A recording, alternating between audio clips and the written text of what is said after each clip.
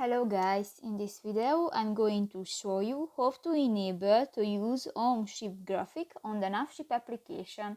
But first of all, I just want to mention, please don't forget to subscribe to our channel, because at 100,000 subscribers we are going to show you our YouTube revenue statistics and growth strategy, how to make money online. So let's jump into it. First of all, open the application on your device.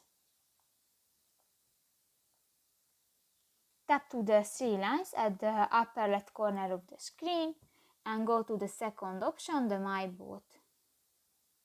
Scroll down and in the display section you can find the second option, the Use NavShip graphic.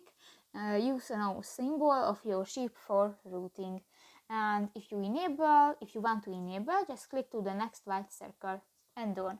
So that's and in the gallery you can choose a picture that you want for use and on. So that's pretty much it for this video, guys. See you in the next one. Bye bye.